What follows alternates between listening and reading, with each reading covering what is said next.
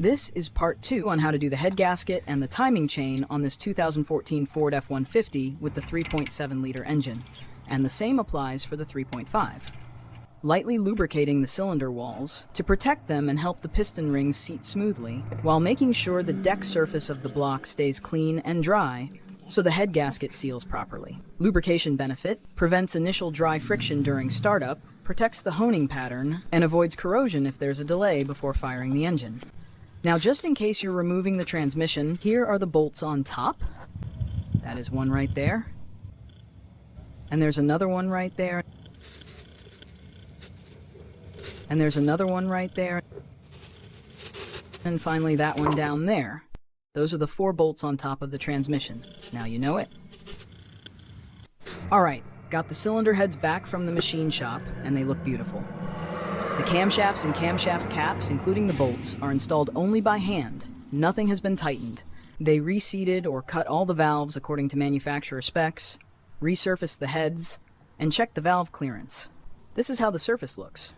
It looks beautiful. Look at the valves, they look so nice. It looks like they're seating perfectly just by seeing them. Alright, time to install the head gasket.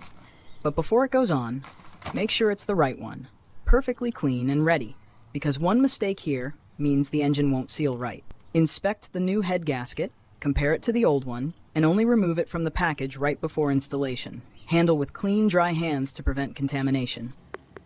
Before installing the cylinder head, make sure the mating surface is completely clean and dry. For best results, wipe it with a fine, lint-free cloth to avoid leaving any residue, as even small debris can cause serious sealing problems. And lastly, before installing the cylinder head, ensure the engine block surface is clean, dry, and free of any debris or old gasket material. Ensure the deck is spotless and dry. Follow the correct orientation. This gasket only fits one side, cannot be flipped, and holes must align perfectly with the block. This one has the letter R, but it only fits the driver's side.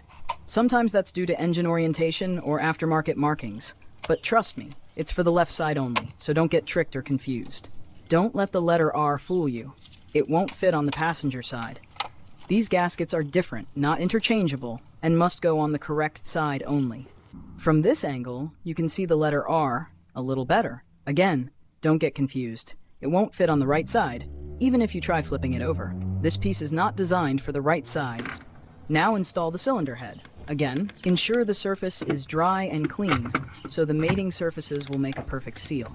Remember, the camshafts and cam caps are loose. Nothing has been tightened yet. Camshaft position sensor installation. Lightly lubricate the O-ring on each camshaft position sensor before installation. This helps prevent O-ring damage and allows easier installation. Tighten the retaining bolt to 89 inch, 10 mm. This procedure applies to both passenger and driver side camshaft position sensors.